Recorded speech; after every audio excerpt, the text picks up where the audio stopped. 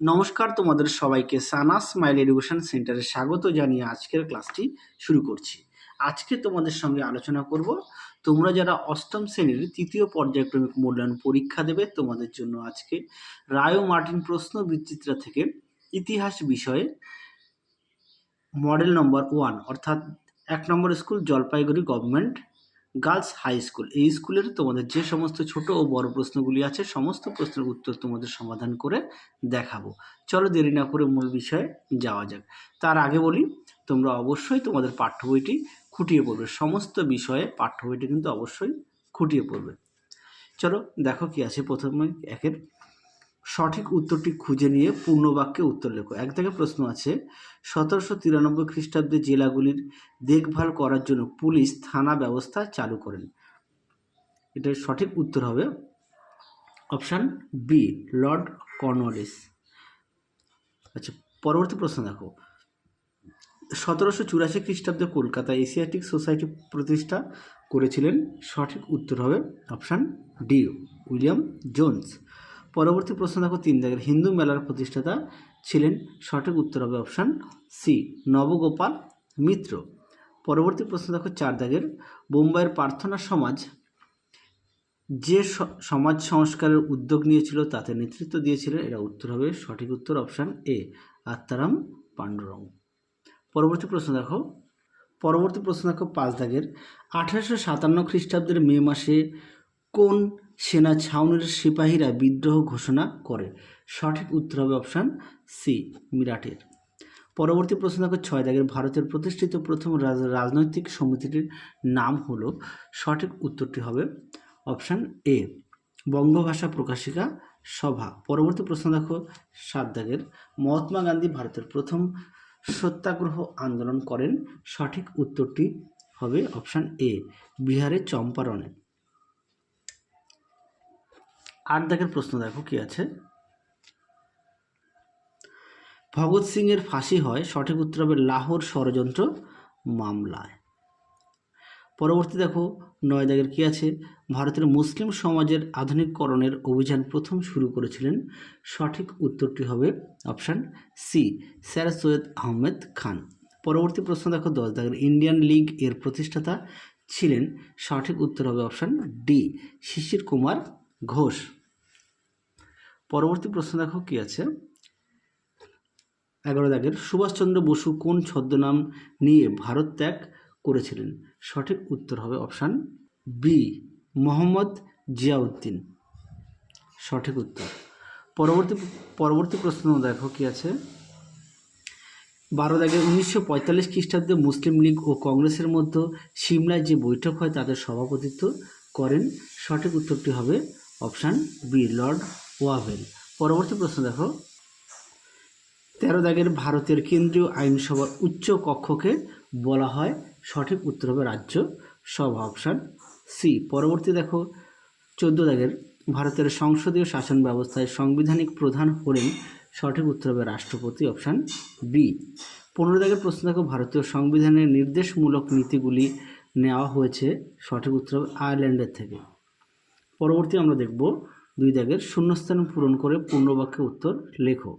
1 দাগের প্রশ্ন আছে, 1767 খ্রিস্টাব্দে ড্যাশ ভারতের সার্ভেয়ার জেনারেল হিসেবে নিযুক্ত হন। তাহলে সঠিক উত্তরটি হবে জেমস রেনেল।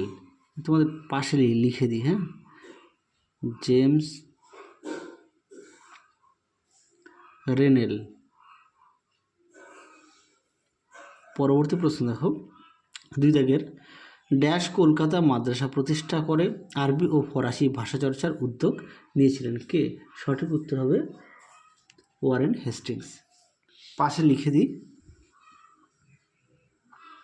Warren Hastings.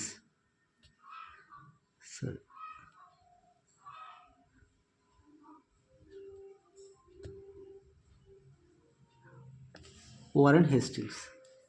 পরবর্তী প্রশ্ন দেখো কি আছে, 3 দাগের, 1907 খ্রিস্টাব্দে জাতীয় কংগ্রেসের ড্যাশ অধিবেশনের সভাপতি নির্বাচন নিয়ে নরমপন্থী বনাম চরমপন্থী দ্বন্দ্ব চূড়ান্ত রূপ নেয়। সঠিক উত্তরটি হবে সুরাট অধিবেশন, সুরাট। তোমরা খুব শীঘ্রই আর বাকি বিষয়ে মডেল সেটগুলো পেয়ে যাবে, দেখতে থাকো আমাদের চ্যানেলটি, খুব শীঘ্রই বাকি মডেল সেটগুলো পেয়ে যাবে। পরবর্তী প্রশ্ন দেখো 4 দাগের, ড্যাশের নেতৃত্বে 1930 খ্রিস্টাব্দে 18 এপ্রিল চট্টগ্রাম অস্ত্রাগার লুণ্ঠন করা হয়। এটা উত্তর হবে মাস্টারদা সূর্য সেন। সূর্য সেন। পরবর্তী দেখো 5 দাগে, 1932 খ্রিস্টাব্দে ব্রিটিশ প্রধানমন্ত্রী ড্যাশের ঘোষণায় সাম্প্রদায়িক বাটোয়ারা কথা বলা হয়। এটা সঠিক উত্তর হবে র্যামসে ম্যাকডোনাল্ড। সঠিক উত্তর র্যামসে ম্যাকডোনাল্ড। পরবর্তী প্রশ্ন দেখবো আমরা 3 দাগের প্রশ্নগুলো কি আছে তার উত্তরগুলো তোমাদের দেখাবো। প্রথমে আছে দেখো 3 দাগের নিম্নলিখিত প্রশ্নগুলি অতি সংক্ষিপ্ত উত্তর দাও। 1 দাগের আছে কলকাতা ফোর্ট উইলিয়াম কলেজ কেন প্রতিষ্ঠা করা হয়েছিল? উত্তরটা দেখো ইউরোপীয় প্রশাসকদের এদেশীয় ভাষা ও সংস্কৃতি বিষয় শিক্ষাদানের জন্য। আচ্ছা, পরবর্তী দেখো কি আছে 2 দাগের মৌপলা বিদ্রোহ কোথায় হয়েছিল? উত্তরটা দেখো, উত্তরটা হবে কেরালার মালাবার অঞ্চলে। কেরালার মালাবার অঞ্চলে। মালাবার অঞ্চলে। পরবর্তী প্রশ্ন দেখো 3 দাগের, মহাবিদ্রোহের সময় সিপাহীরা কাকে ভারত সম্রাট হিসেবে ঘোষণা করেন? উত্তরটা হবে বাহাদুর শাহ জাফর।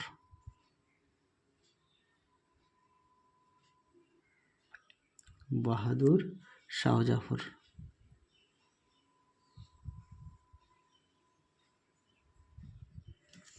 পরবর্তী প্রশ্ন দেখো কত খ্রিস্টাব্দে বঙ্গভঙ্গ রদ করা হয় এবং ভারতের রাজধানী কোথায় সরিয়ে নিয়ে যাওয়া হয়েছিল? উত্তরটা হবে 1911 খ্রিস্টাব্দে কলকাতা থেকে দিল্লিতে স্থানান্তরিত করা হয়। হ্যাঁ, কলকাতা থেকে দিল্লিতে 1911 খ্রিস্টাব্দে। পরবর্তী প্রশ্ন দেখো 5 দাগের, অরিন্দ যুদ্ধ কবে হয়েছিল? উত্তরটা দেখো, উত্তরটা হবে 1930 খ্রিস্টাব্দে 8ই ডিসেম্বর। 1930 খ্রিস্টাব্দে 8ই ডিসেম্বর।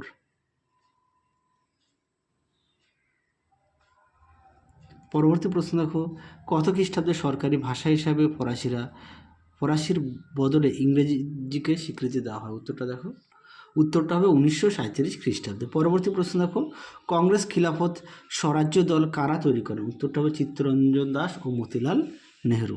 আমাদের পাশে লিখে দিই আমি, চিত্তরঞ্জন দাস ও মতিলাল নেহেরু। মতিলাল, একটু ছোট করে লিখছি, জায়গাটা একটু ছোট তো, অল্প জায়গা, সেই কারণে ছোট করে লিখতে হচ্ছে। পরবর্তী প্রশ্ন দেখো ত্রিপুরা কংগ্রেসের গান্ধী মনোনীত প্রার্থী কে ছিলেন? উত্তরটা দেখো পট্টভি সীতারামাইয়া। হ্যাঁ, পট্টভি সীতারামাইয়া। পরবর্তী দেখো 9 জায়গায় পশ্চিমবঙ্গের রাজ্য আইনসভার ক্ষেত্রে বিধান পরিষদকে বিলুপ্ত করার সিদ্ধান্ত নেওয়া হয় কত সালে? এটা উত্তর হবে 1969 সালে। পরবর্তী প্রশ্ন দেখো 10 দাগের, নাগরিকদের মৌলিক কর্তব্য কবে এবং সংবিধানের কততম সংশোধনের মাধ্যমে অন্তর্ভুক্ত করা হয়েছিল? উত্তরটা হবে 2002 সালে। আচ্ছা, আমি এটা নিচে লিখে দিই। হ্যাঁ, 2002 সালে 86তম সংশোধনীতে। 86তম সংশোধনীতে।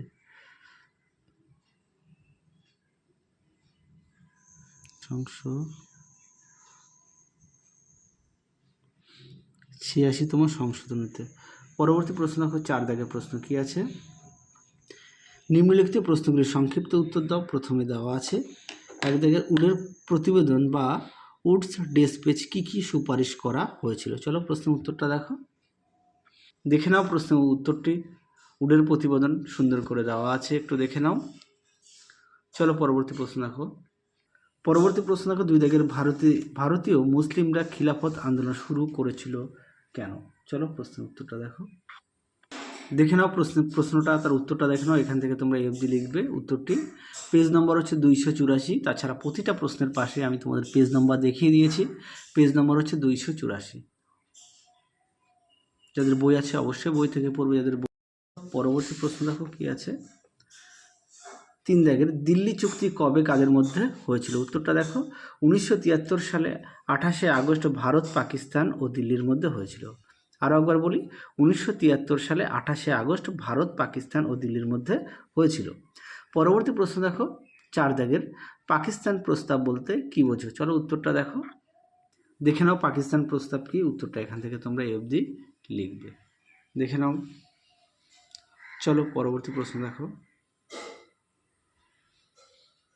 পরবর্তী প্রশ্ন দেখো 5 দাগের পশ্চিমবঙ্গের পঞ্চায়েত ব্যবস্থার কটি স্তর ও কি কি? চলো উত্তরটা দেখো, দেখে নাও পঞ্চায়েত ব্যবস্থা কটি স্তর আছে? 3টি, গ্রাম পঞ্চায়েত, পঞ্চায়েত সমিতি আর জেলা পরিষদ। এবার তাদের সম্পর্কে দেওয়া আছে, একটু দেখে নাও। পরবর্তী প্রশ্ন দেখো 5 দাগের নিম্নলিখিত প্রশ্নগুলি উত্তর দাও। 1 দাগের প্রশ্ন আছে কি? আচ্ছা, 1 দাগের প্রশ্নটা তোমরা একটু তোমাদের পাঠ্যবইতে দেখে নিও। পরটা দেখো 2 দাগের তাম্রলিপ্ত যে জাতীয় সরকার সম্পর্কে কি জানো? চলো উত্তরটা দেখো, দেখে নাও, সুন্দর করে দেওয়া আছে। এখান থেকে তোমরা এই অবধি উত্তরটা লিখবে।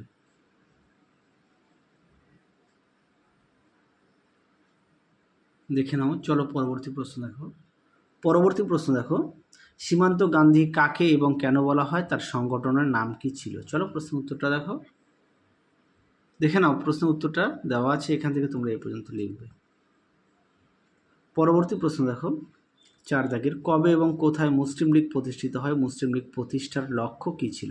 আচ্ছা, এটা তোমাদের দেখো 287 পেজে দেওয়া আছে, একটু দেখে নিও। পরবর্তী দেখো 5 দাগের টিকা লেখো পরিবেশ কেন্দ্রিক গণ আন্দোলন। চলো প্রশ্ন উত্তরটা দেখাই, দেখে নাও প্রশ্নটি। পরিবেশ কেন্দ্রিক গণ আন্দোলনের কারণ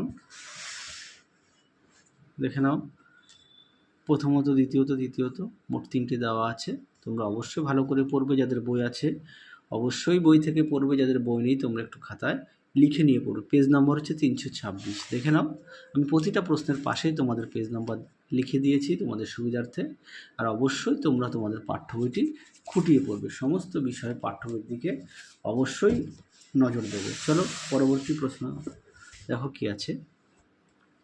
এবার আমরা দেখব 6 দাগের নিম্নলিখিত প্রশ্নগুলির উত্তর দাও। 1 দাগে আছে 1855 খ্রিস্টাব্দের সাঁওতাল বিদ্রোহের কারণ ও ফলাফল লেখো। চলো প্রশ্নের উত্তরটা দেখো, দেখে নাও। সাঁওতাল বিদ্রোহের প্রধান কারণ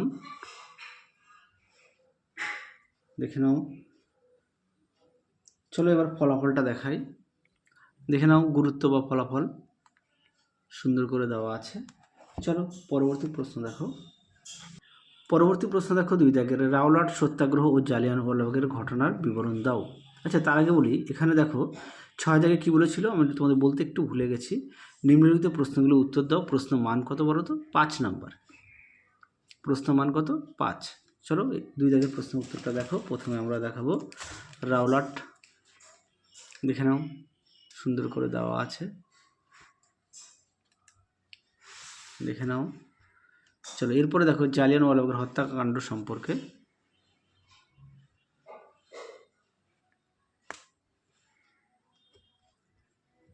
শেষ প্রশ্ন দেখো 3 দাগে 1946 খ্রিস্টাব্দে নৌবিদ্রোহের কারণ ও গুরুত্ব আলোচনা করো। খুবই গুরুত্বপূর্ণ প্রশ্ন, এই প্রশ্নটা কিন্তু খুব আসে পরীক্ষায়, তোমরা অবশ্যই ভালো করে পড়বে। আর খুব শীঘ্রই তোমরা তোমাদের বাকি বিষয়ে মডেল সেটগুলো পেয়ে যাবে, দেখতে থাকো আমাদের চ্যানেলটি। চলো দেখো প্রশ্ন উত্তরটি, দেখে নাও, দেখে নাও, ভালো করে পড়বে। আর বড় প্রশ্নগুলি অবশ্যই বাড়িতে না দেখে লিখবে। এক একটি প্রশ্ন মিনিমাম 2 থেকে 3 বার লিখবে আর পাঠ্য বইটি খুঁটিয়ে পড়বে। তোমরা পাঠ্য বই থেকেও পড়তে পারো, আর যাদের বই আছে এই সহায়িকা বই, সেখান থেকেও তোমরা পড়তে পারো।